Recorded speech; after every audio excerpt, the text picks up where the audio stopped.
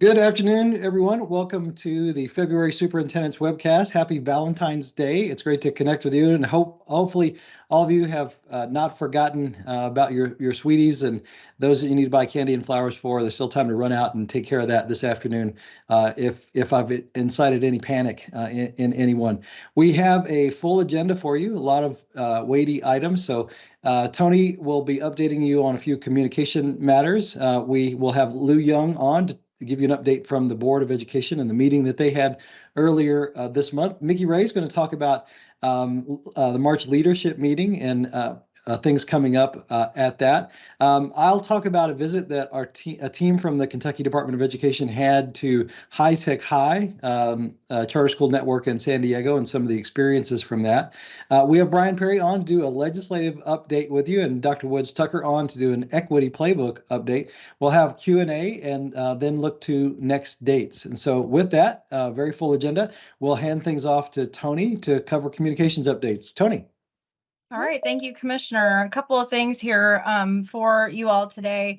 First of all, wanted to touch base with you on a presentation that we made, or that Commissioner Glass made to the House Education Committee last week. It was last Tuesday on the teacher shortage. We were one of several people that were invited to testify. We have linked in the slide there for you all if you want to read Jason's entire presentation to the committee. You can check on that. And then also we have an op-ed that was written by the commissioner that published on February 1st. And there's a link to that too. Wanted to check and see if the commissioner wanted to elaborate a little bit more on his testimony last Tuesday as it relates to the educator shortage.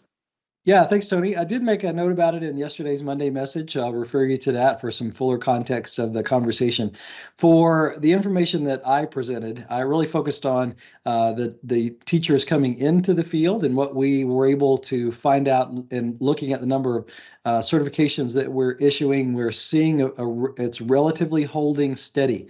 So there has been a decrease in the number of traditionally prepared educators, an increase in the number of alternatively prepared educators, mostly coming through those Option 6 university connected programs. But overall, we see that number hovering around 1,500 newly certified teachers each year. What has increased is the turnover with our teachers. So we've seen an increase now to over 20% of teachers leaving their jobs. And that's a record high for us in Kentucky. And it's notably higher than usually 15 or 16% you see as a national benchmark number. So if you're feeling that shortage, it has to do with the number of teacher candidates coming in has held relatively static, and we've seen an increase in the number of people leaving teaching. So that's resulting in more jobs, coupled with the addition of more jobs that have been brought on through COVID relief funds. So those things have created more jobs and more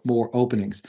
We also looked at or shifted to later on in the presentation some possible solutions to this. And this was the presentation that KASA made. They pulled together sort of a blue ribbon commission that it looked at this issue in depth. Dr. Young was a big part of that effort, looked at this issue in depth over this summer and into the fall, and presented several recommendations to the legislature for next steps. And so we really appreciate that partnership with KASA and appreciate their leadership on that effort. I think that the recommendations they brought forward are really thoughtful and strong, and we're hopeful that the legislators will take them up in earnest. I know that Chair Tipton is considering introducing a bill that will move forward some parts of the KASA recommendations and touch on some of those. This is an off-budget year, so we don't expect the legislature to open the budget and fully address some of the larger concerns that we had around labor market pay, total compensation issues. But there are some things that I think that they can look at, and we are grateful for Representative Tipton's leadership in that. With that, I'll turn things back over to you, Tony. All right, thank you, Commissioner. The next update I have for you in communications is just an update from you from our competitive grants office. And I wanted to let you know that we are making some changes because of some feedback we've received, and these are some of the changes that you'll be able to see. We have redesigned the webpage on the KDE website to be a little bit more user-friendly. We've kind of reduced some of the grant jargon that you often see with competitive grants. There's a removal of all outdated materials. So when you visit this website, this should be much more user-friendly for you to access what current opportunities are available in the area of competitive grants. In addition, starting with today's webcast, we will be providing you with an update on any competitive grants that are currently available. There's contact information on this slide, and I'm going to go to the next one with the competitive grant that is currently available on Calming Space Mini Grant Round 2. So the information that you see here is what is currently available to you. And there's Jennifer Bryant with our procurement branch handles all of our competitive grants. If you have any questions about any of these things, please reach out to her and let us know if you have any additional feedback. We're always looking to be a support to you and your districts. And this is just one example of how we're trying to improve the process, the user experience for you. The next update I have for you relates to the 2024 Kentucky Teacher of the Year. We have closed the nomination process, as many of you all know. We received more than 1,120 unique applications. So that's a great representation from teachers who were nominated across the state in every single county in the Commonwealth. However, that means that we need 1,125 teachers to fill out the application. So if you have nominated a teacher, and this is for anybody in our viewing audience or listening audience, if you know of a teacher who has been nominated for Kentucky Teacher of the Year, please encourage them to work on their application materials and submit those to us by February 21st. It's about one more week. We are definitely looking forward to awarding and celebrating our teachers. This is one way that we do that at the Kentucky Department of Education, and just really important that they complete the application so that they can be considered.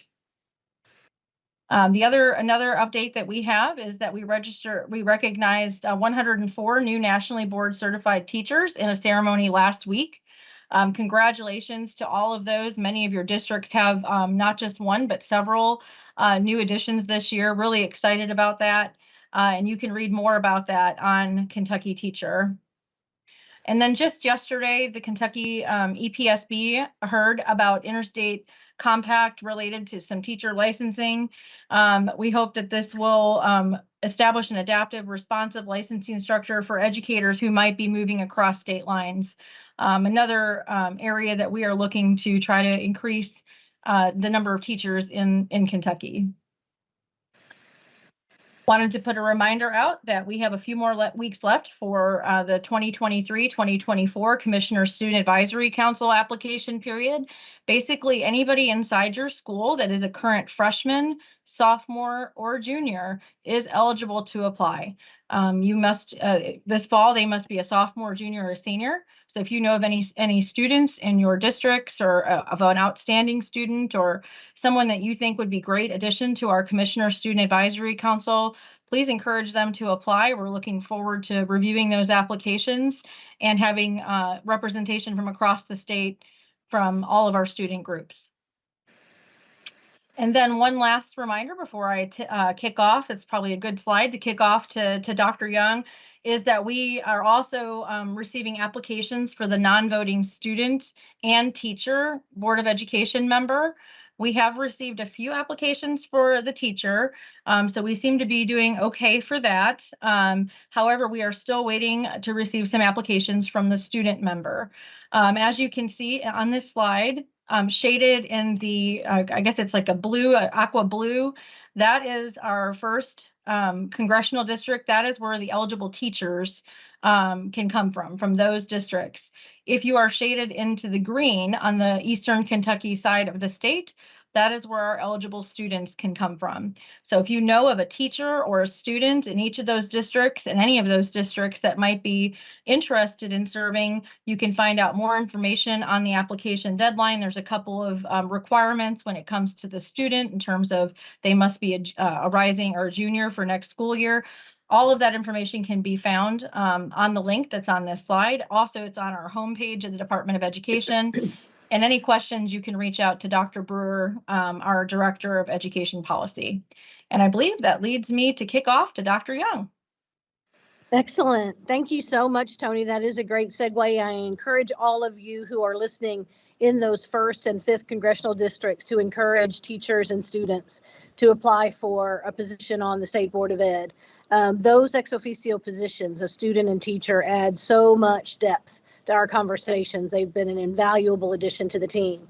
Next slide, please. Just a couple of quick updates from our meeting last week, our February meeting of the Kentucky Board of Education. We've gone to our 2-day meeting format. So we met in the afternoon of the 7th and the morning of the 8th. Among our action approvals last week included approvals related to the Office of Assessment and Accountability. This was primarily cleanup language from Senate Bill 59 in 2022, which amended the statute related to assessment and accountability regarding post-secondary readiness. And so that reduced that to one measure. And so the proposed language in the regs was edited to align to that intent. It also added co-op and internship courses as indicators of student demonstration of post-secondary readiness and codified the benchmarks required in those courses. So we had a great conversation with our exceptional team from Career and Technical Education in that discussion of those regs.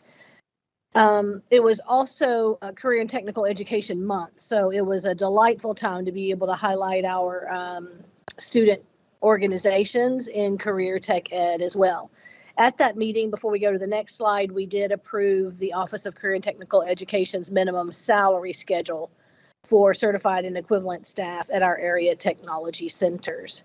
Next slide. It was a huge celebration at the board meeting when we voted to release Breathitt County Schools from state assistance. Lovely photo there of Superintendent Philip Watts along with Associate Commissioner Dr. Kelly Foster. We took a moment to just bask in the outcomes of a good long period working together with Breathitt County Schools, and just my personal commendation to Superintendent Watts and the entire Breathitt County community, their Board of Education, educators, students, families, staff members, the entire community in Breathitt County wrapped their arms around the school district and moved forward very progressively to be released from state assistance. So we were thrilled about that, and at this time have no schools in state assistance or state management in the Commonwealth, which is quite an accomplishment. Next slide, please. We were also able to, as I mentioned, celebrate National Career and Tech Ed Month. We have taken a longer view of the biennial budget, preparing for next year's budget session.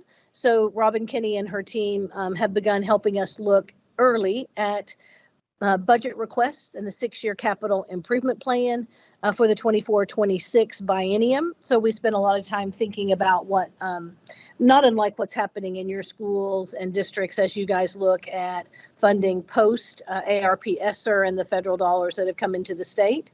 We also, as we often try to do, spent some time with our big vision, Kentucky United We Learn, for the bold future of teaching and learning in Kentucky. In those presentations we began to explore what a new accountability system might look like, really kind of eschewing the old notions of assessment and accountability and thinking differently about what state accountability might entail moving forward, including a report from some partners of ours in KnowledgeWorks around personalized competency-based education, as well as an update from Karen Dodd and her team around the Kentucky United We Learn Council as they prepare for an upcoming meeting. Next slide, please. One of my favorite parts of the meetings, of course, is a chance for us to stop and recognize people across the Commonwealth for a variety of awards. This month is the Kevin C. Brown Strategic Priority Award, and we identified our strategic priority this year as all things related to United We Learn. So we were delighted to recognize Frankfort Independent Schools student Audrey Gilbert, Granny Gilbert, as we sometimes lovingly call her, as the recipient of the Brown Strategic Priority Award for her work as interim chair of the Kentucky United We Learn Council, as well as her work as an intern in the department. It was lovely to hear from Audrey's nominators and to hear from Audrey and to see her family that day as we recognize yet again an amazing student voice in Kentucky. Next slide, please.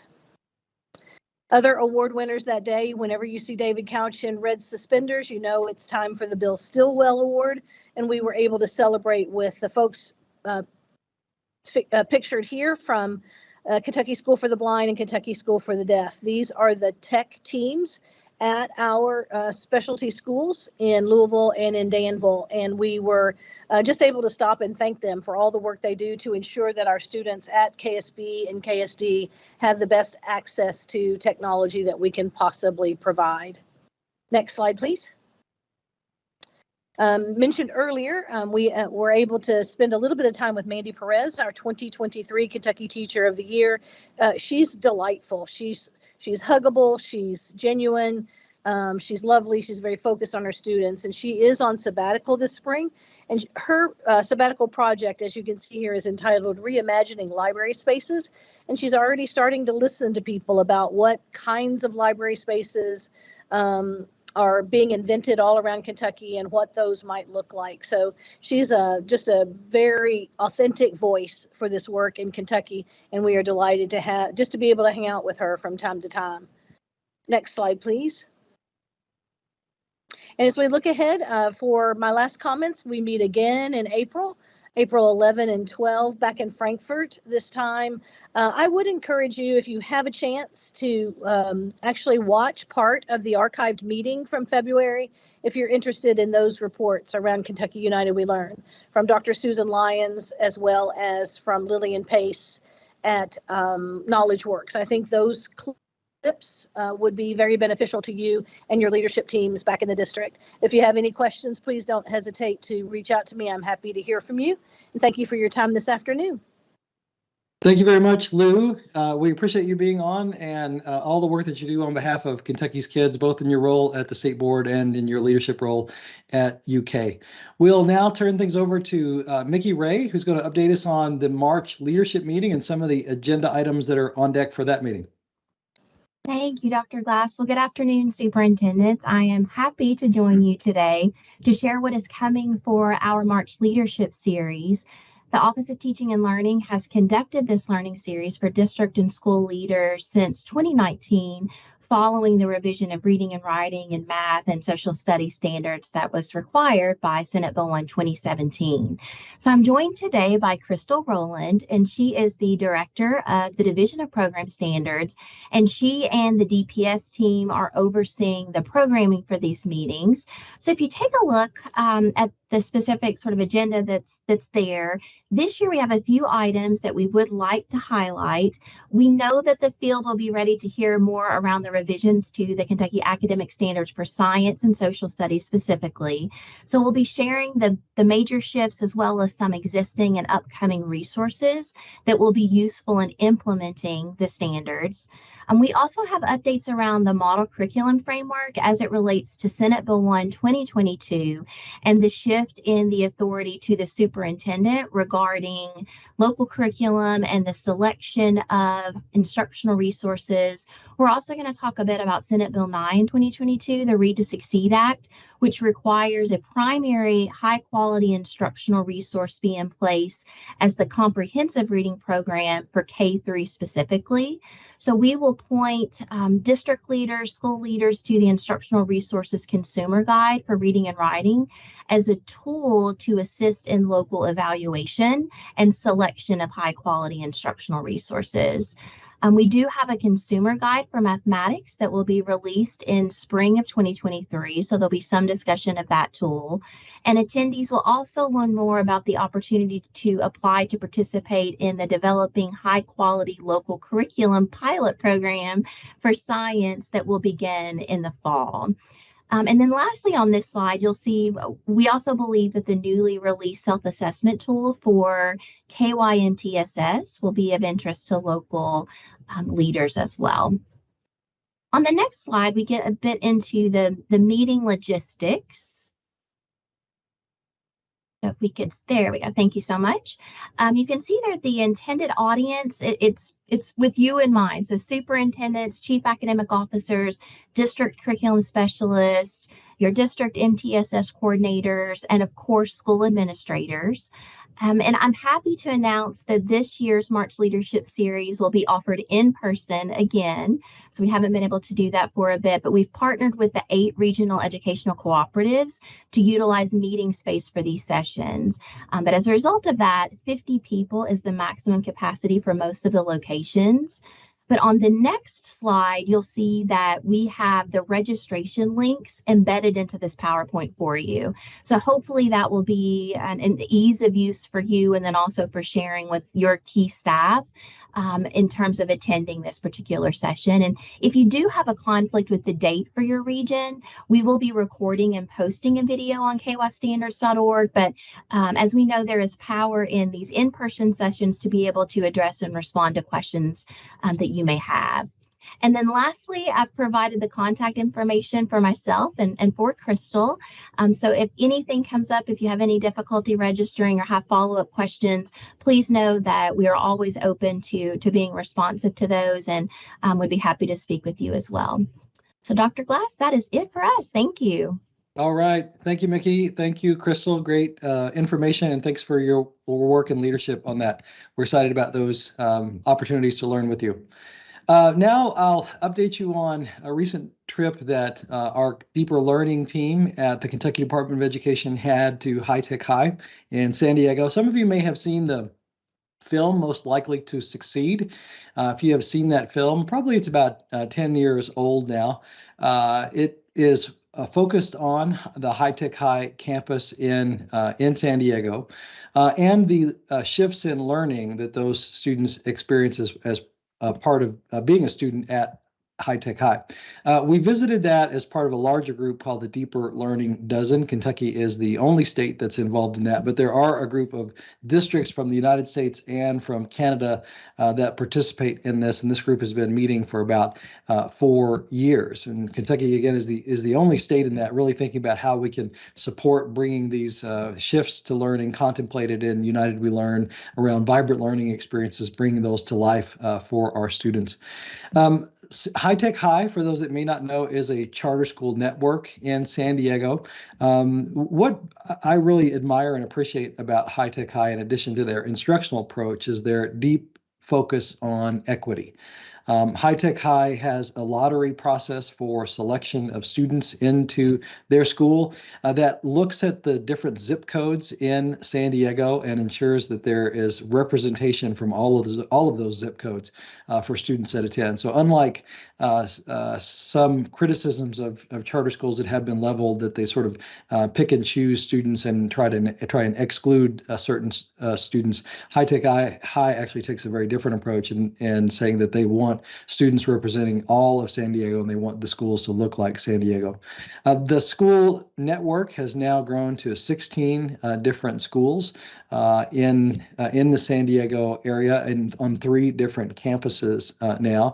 Then we were visiting their oldest and most established campus, which is in the Liberty area near the San Diego airport, and it's on an old Navy base. So they actually had taken a lot of the buildings and facilities that used to be Navy facilities and converted those into a school. So some of the reflections that I have from this visit are that when one visits High Tech High in San Diego and you walk through the school, you see things that are pretty typical of a California public school. There's a lot of open air classrooms, a lot of light, but it's an old 1950s, 1960s building. Not that remarkable in terms of its infrastructure and what the campus itself looks like from other schools you might see visiting California. What really makes High Tech High different is their focus on problem and project-based learning. So we saw that clear, and when we talked with the students, that they really appreciated and liked the projects that they were working on. And they also said that they didn't do projects all the time, especially in their math classes. There was work that was routine in nature, that was sort of practicing or drilling in nature, learning some foundational fundamental concepts. And I think that goes right at this, what Joel Mehta calls this pernicious myth that you have to have the basics, or you have to only practice the basics, and you have to master those before you can get to any deeper learning concepts. High Tech High really demonstrates for us that it's possible to do those things together. And in fact, it's necessary to do those together. So when students are working on an integrated model of math and science, and their structure was math and science were integrated together into one course, and English language arts and social studies were also integrated together into another course, and they were operated sort of companions to each other in addition to some of the specials and electives that the students were able to take.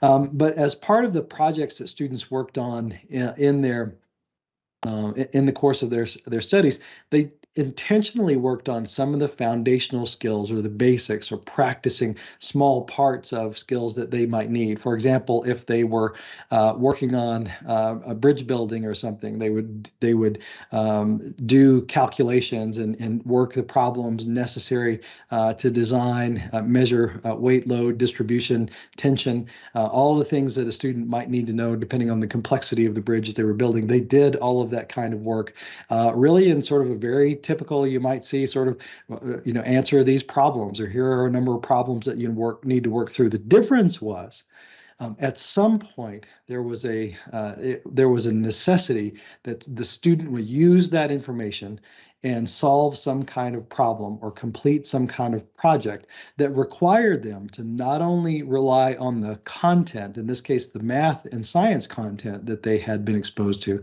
they had to also put with that creativity, collaboration, teamwork, ingenuity.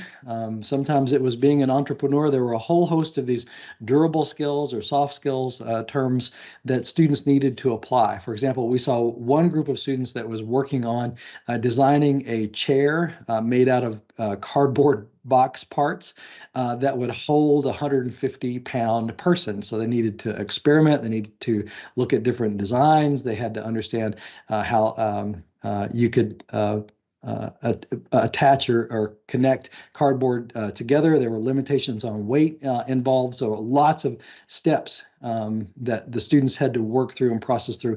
But then they ultimately had to do something with that information. And one element of it that I think is the best practice, and we see this also as part of the PBL Works trainings that are happening around the state as a best practice or gold standard when it comes to problem and project-based learning, is there was a public demonstration of the learning. So it's not just something that the student did and handed into the teacher and then got feedback back sometime later.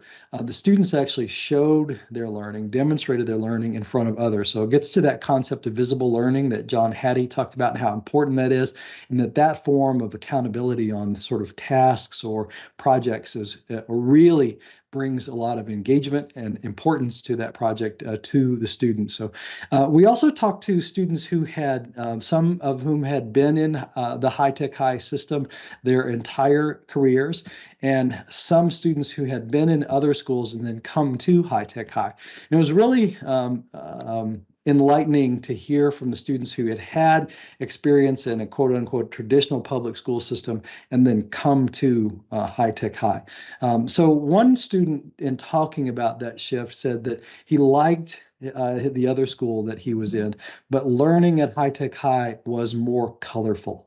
And that was a really powerful term for me. The learning here is more colorful. And I think what that student meant by that is just it was more meaningful and engaging and enriching and enlightening to him. So the learning, I think, was what we would like to see all students experience. High Tech High certainly has its challenges, and the leadership from the school talked about that.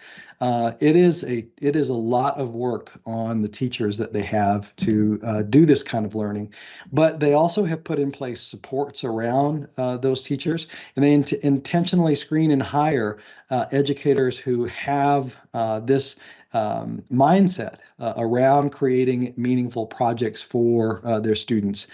So all in all, it was a wonderful learning experience for us. But I guess what I want to leave you with is, even though we were visiting what's, I think, nationally and internationally known as one of the sort of breakthrough schools when it comes to changing the student experience, a school network that's really often put up on a pedestal and held up as this is where education needs to go. I didn't see anything in any of the dozens of classrooms that I visited that I haven't also seen in schools in Kentucky. And I didn't see anything happening with the structure of what they're doing that any school in Kentucky couldn't also do. So this is not an approach that is impossible, and it's not something that requires more money. It's not something that requires legislative permission or permission from the Kentucky Department of Education. Any school in our state could adopt these kinds of approaches around making learning vibrant, meaningful, colorful, and engaging for students, and lift that up as a priority and move it forward. So it's not something that any school in the state couldn't do. And I also want to underscore, I have seen examples of this walking through the hallways of schools in Kentucky where this is taking place. So the effort that we have underway in Kentucky right now with United We Learn really is about trying to bring that kind of experience to scale and support those places in the state where it's already taking place. Those of you that are superintendents, those of you that are principals, teachers, other instructional leaders who may be on this, I want to acknowledge that there's a lot going on in the right direction already. And so we really see our work as trying to support, lift that up, and help carry it through. With that, we'll turn things over to, as Dr. Young likes to say, from the sublime to the ridiculous. Let's get a legislative update from Mr. Brian Perry. There we go. Thank you, Commissioner. Yes, the 2023 session is ramping up quickly. Before we get into this, I just want to take a second to say I crossed over the year threshold last month. And I certainly think we are making progress in terms of our legislative relationships. I feel like we're getting a lot more inquiries, a lot more questions. And so that's great. I think that hopefully we'll continue to work on that as we move forward. But just wanted to note that for everybody listening. So they gaveled back in for part 2 of the 30-day session last week. As I said, things are really starting to heat up. We still have a week to go before the filing deadline for new bills. So expect to see a number of bills still to come before those deadlines hit next Tuesday and Wednesday. After that, we'll run pretty much straight through March 17th when they will adjourn for the veto period. Just as a reminder, any bills that get to the governor, he can sign into law, he can allow to become law without his signature, or he can veto. They will reconvene on the 29th and 30th for veto override considerations. They can also still pass new bills at that point or send a bill to the governor, but they would not be able to veto it in the case of a veto. If they wish to overturn a gubernatorial veto, it's a simple majority vote in each chamber. So next slide, please. Okay, so we have a lot of bills that we're tracking already. I don't know that we'll go through every single one of these, but I just wanted to kind of put them out there and we'll talk about a few of them. So you'll also notice that we have several duplicative type of bills dealing with the same subject. In most of those cases, they're not all going to move forward. It's likely that they'll choose one to move forward. So in a lot of cases, we don't necessarily know that just yet, though. So House Bill 1, I'm sure everyone is familiar with. This is the bill that continues to lower the state income tax. It set the rate at 4.5% this January 1st, sets the stage to lower another 0.5% next January 1st. At the same time, it's working to continue to expand the sales tax base. So they are trying to slowly walk the income rate to zero as they meet economic metrics. And hopefully replace that revenue with the sales tax expansion. But also this idea, I think part of the idea is that by lowering the rate to zero, they'll attract new business, new employees, continue to build the tax base that way. So hopefully this all works, but obviously as a industry that is heavily reliant upon state appropriations, this is important for us to watch over the next couple of years, really as this shift takes place. I know there's been a lot of talk about student behavior in various capacities. I believe there was a presentation last week on this topic. So House Bill 3 is the juvenile justice bill. And within that, I think part of that tightens the rules on truancy. So I wanted to make sure I mentioned that one. House Bill 13 got out of committee this morning. It would increase that annual exam from 1 year to 2 years. 2 years is in line with the federal requirements right now. Excuse me. A couple bills on full-day kindergarten are already out there. Those could potentially be ones that we see as bipartisan if one of those starts to move. House Bill 18, another one that got out of committee this morning. This is Chair Tipton's dual credit scholarship bill. It's a lot of cleanup language, so this is really in line with what the 30-day short session was intended for. They put a lot of what's in this bill into the budget bill, so we've been operating with a lot of what's in there already. So this would just codify a lot of what's already been in place via the budget language, which is of course temporary. House Bill 20, this is a bill that we've seen filed a few times. It's actually one that I believe got out of both chambers at one point, but never actually got to the governor. I think it got caught up in the COVID year, so maybe back in 20. In any case, we're hopeful to get this one across the finish line this year. So hopefully we'll see it get out of committee soon and get on its way. Next slide, please. House Bill 30 is one that got filed early in the session, but has not started to move, although I think it's likely that it will. It addresses essentially non-bathroom space it does include bathrooms, locker rooms, any kind of student privacy area. Would require students to use the facility assigned to their sex at birth, but provide that districts provide an alternative location for students that identify otherwise. House Bill 32 also got out of committee this morning. It would allow for the hiring of classified personnel without a high school diploma. Right now, I think the language is that that the district provides a pathway to that high school equivalent. House Bill 33 is that innovative teacher grant program.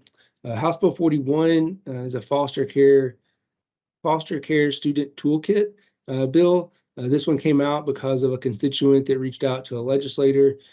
The department is supportive of this bill. We have quite a few of these resources already available, so we would be sort of repackaging some stuff for that should it move forward.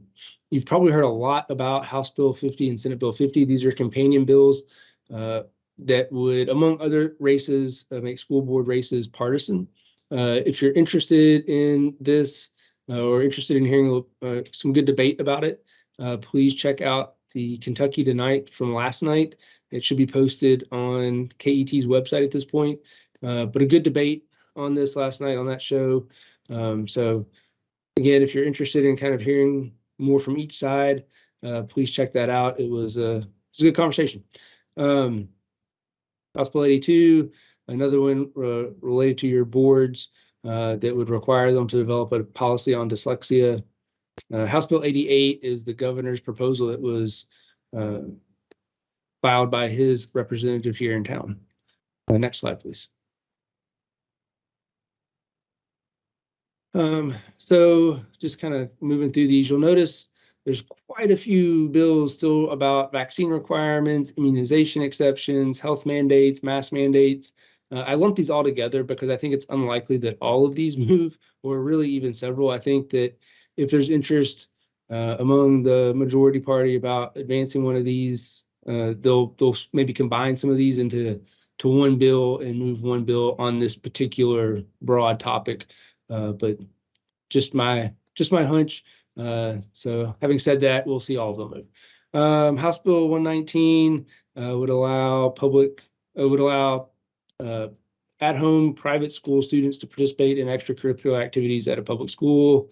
House Bill 138 is one of what I suspect will be a couple we see relating to concealed deadly weapons on school grounds.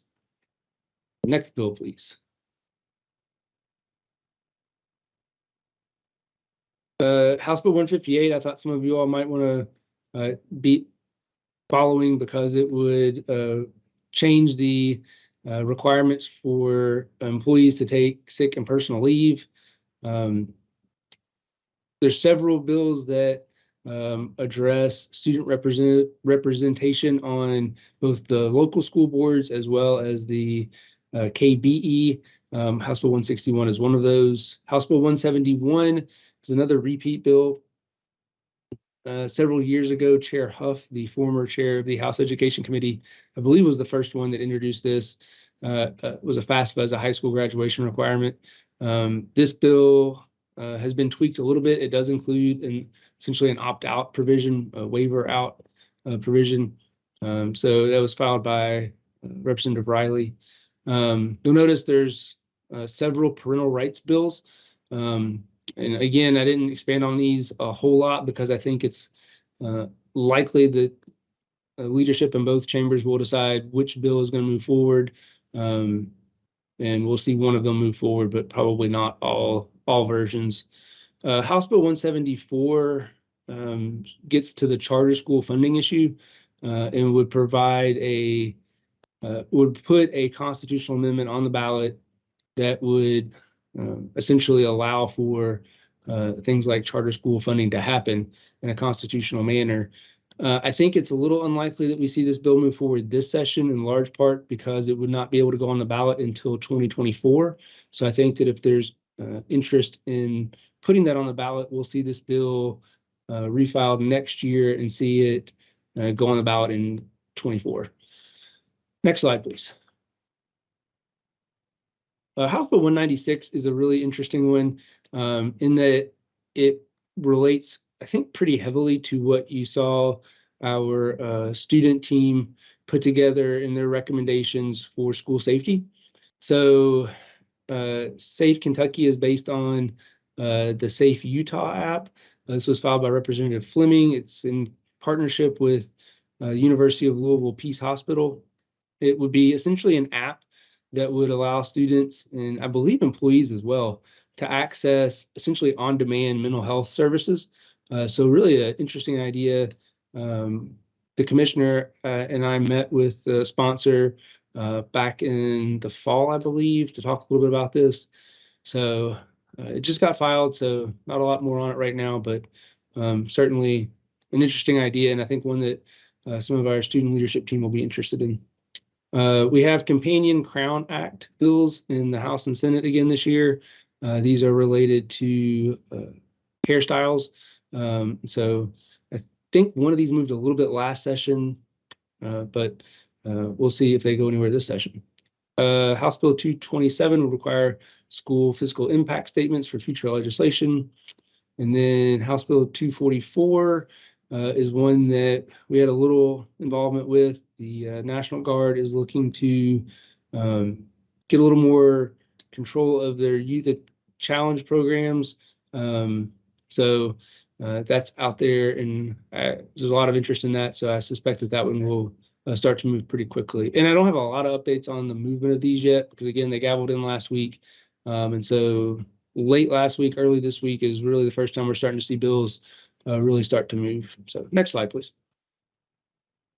All right, get into a couple of the Senate bills. Obviously, I've said this a lot over the last year, a lot less Senate members than there are House members, and therefore a lot less Senate bills to talk about.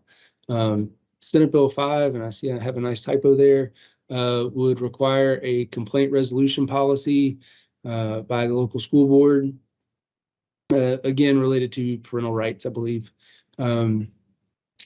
So Senate Bill 22 is another of those bills related to student voice, student participation in various boards.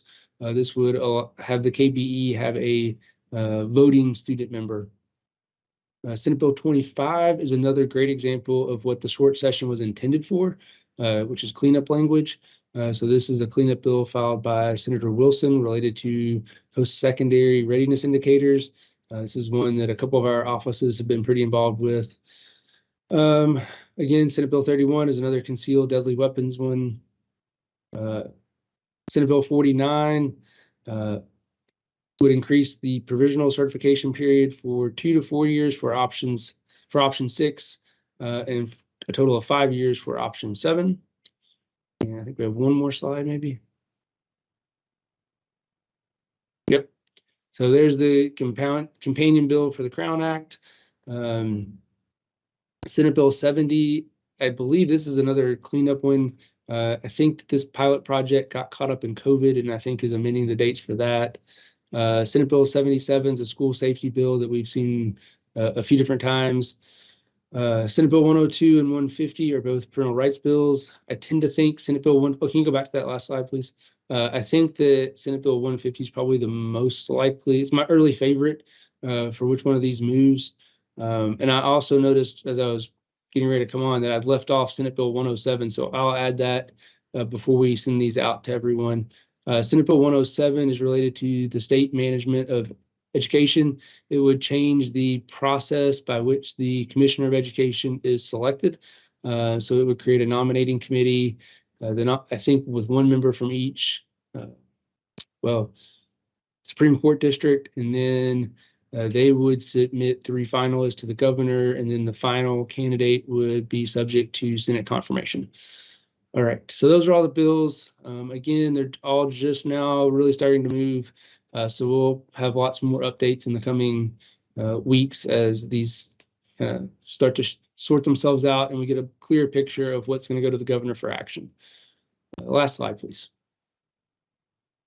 So, like I said, we still have several days before the filing deadlines. I know we're going to see a couple of different bills and just wanted to throw those out there. So we're likely to see an omnibus bill related to teacher recruitment and retention. I think it will be taking into consideration a lot of the CASA recommendations that they put forward that some of you all were involved with. A lot of those require some amount of appropriation. So I think that it's likely that we see some of those get pushed off until next session during the budget year. Part of that bill is probably going to be the teacher mobility compact that Tony mentioned earlier. That one I don't believe requires any appropriation. There's a lot of support for that. So I think it's likely that we see that one move. I also believe we'll see a teacher misconduct bill filed here in the next few days. That is in response to a series of Herald Leader articles that came out within the past few months. So if you have any questions about that, please reach out. But I think we'll see that bill get filed here pretty quickly. And last slide. All right. So outside of the legislative session, I did want to just reiterate that this is an election year. Obviously, I think you've all probably seen ads for the gubernatorial race. However, all the other constitutional offices are also up for election. We also have 2 special sessions coming up for the state Senate.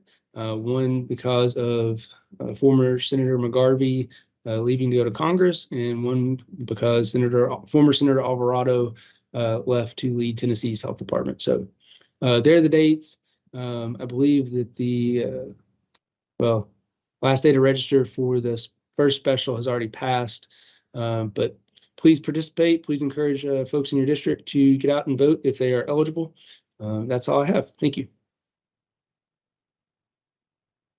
Okay, thanks, Brian. Now we'll jump over to Dr. Woods Tucker to provide an update on the equity playbook. Thomas, are you on? Go right ahead. Yes, I am. Thanks, Commissioner Glass. Happy Valentine's Day to everyone and to your sweethearts. A couple quick updates relative to the equity playbook. First of all, I want to say thank you to the district staff. In fact, over 200 staff members have participated via the equity playbook. They've gone through the personalized coaching and have actually developed a greater understanding of evidence-based coaching and practices. So we're really happy that we're right at 200 plus people and counting as we gear up for round 3, cohort 3 of the equity playbook. I did put a link to sign up for the equity playbook cohort 3 in your chat, and then I will also share a couple nuggets of information plus the link with Tony when she sends this out to our wonderful superintendents and other folks who are on with us today. But I do want to share some feedback from some of our current participants. So please allow me to indulge for a minute or two. And this came from a couple participants across the state. And remember, we have superintendents like you, assistant or deputy superintendents involved, principals, classroom teachers, coaches, instructional coaches, and other staff members all participating in this equity playbook. Again, wonderful participation. So now I want to share a couple of testimonials, if you will. Today's session with my coach was incredibly uplifting and beneficial. I'm finding this process, these meetings, to be incredibly helpful as I navigate through my new position. It is helping me to be more intentional in my work. And I'll share two other ones with you quickly. I appreciate the guidance and support from my coach. And remember, each of our district participants, as well as our ed co-op participants, each of you will have a coach to help you along the way. So again, I appreciate the guidance and support from my coach around my professional goals and learning, again, around a problem of practice. I feel confident in moving forward with the goals that are set. And then the third testimonial I'll share with you is that I love the coaching time together. It was efficient and effective. It was meaningful and it was impactful. So if you're interested in signing up for cohort number 3, please click on the link and get that over to members of our DEIB team. And the third thing I'll mention is that I know that you are completing your CSIPs and CDIPs, your professional development plans, and they are due to the Kentucky Department of Education on May 1st. And the Equity Playbook is potentially a strategy that you can add to these plans for next year. So again, we want to make sure that when we look at the work we're doing under United We Learn, and the work that we're doing on the KDE, it's really not a whole lot of new initiatives. It's to benefit each of our initiatives really benefits the others. And the last thing I'll say is that we are compiling, as was suggested 3 years ago when we started to talk about the equity playbook, we are compiling data that we will share with you all, best practices that will be shared with our participating districts, as well as our districts that are not participating. And I really want to tell you the early data that we are collecting is really beneficial because it's really about you being intentional about a problem of practice or an area in one of those 5 domains that you've been addressing. And we're fortunate through our federal funds and the help of our folks here, especially in budget and financing, to help us with this project to bring to you to address one of your areas of practice and ultimately help raise student and staff achievement. That's all I have, Dr. Glass and Tony. I will stick around if anyone has any feedback, any other questions or concerns. All right. Thank you, Dr. Woods-Tucker. An excellent jacket you have on, very appropriate for the day. Thank you for the update. Very much. Okay. All right. We did have one question come in about Title I allocations. So I'll read that. And then I think Kelly Foster is on to answer that question. The question is, can someone please explain why mid-year Title I allocation adjustments led to districts losing funds? What led to a mid-year negative adjustment? How can KDE help districts cover this unanticipated loss of funds, especially after staffing costs have already been encumbered? Are there any states set aside Title I funds that can be reallocated out to districts to help cover that loss? Kelly, can you help us with this mystery? Sure. Good afternoon. So as you know, you get that initial Title I number in the fall, and then that can change until different things can happen until you get your final number. So that's really not something that's going on at the KDE level. Decreases can be due to many things, like adjustments in other state allocations, formula counts, that would be low income counts, foster students, and neglect and delinquent students. If those data points change throughout the school year, because the federal government asked for those at different times, so as that data comes in, your original number can change, and then also the final congressional budget can play a factor in that. And so in this case, Kentucky took a $680,000 decrease from our initial projection number to our final number. So I will have to get back with you to see about any state set-asides. At this point in time, no, I would say none that I'm aware of, but I will definitely talk with my Title I folks as well as the budget office. But we took a $680,000 decrease across the board. Okay, thank you, Kelly. Thanks for that response. If there's any other follow-up questions that you may have about Title I funding that require more detail, please feel free to reach out to Kelly directly, and we'll get those answered for you. And I think, Tony, that covers all of the questions that we've received in this webcast. Why don't we hand things back to you for next states? All right, just one quick addition that I wanted to make, because it'll, before we come to our next webcast, I did want to share with you all that we will have our first CTE student presentation at the Capitol on February 21st. Really excited about this. There was 32 school districts that were awarded some mini grants, and that will take place at the Capitol starting at 1:30, from 1:30 to 4. So lots of exhibitions of student projects, project-based learning from 1:30 to 4 on February 21st. Students will also be on display at the KSBA annual conference on February 24th from 11 to 3 at the Galt House in Louisville. So just a great opportunity to, if you're in Frankfurt or you're in Louisville, to stop by and just take a look at all the great work that's happening in the world of CTE and project-based learning, and the connections that we're making with the local business community and all of that work. I think the next item that we have is just a reminder about the next superintendent webcast. It is going to be on Tuesday, March 14th. February and March are the same setup on the calendar. So it is going to be Tuesday, March 14th, and we'll see you between 2 and 4 p.m.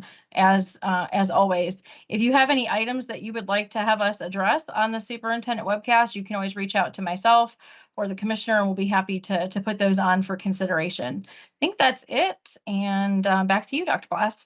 Okay, thanks everybody. We appreciate your time and attention this afternoon. Hopefully all of you enjoy the rest of your Valentine's Day. Thanks so much for what you do on behalf of kids and your communities on a daily basis. And thanks everybody. Thanks, Commissioner.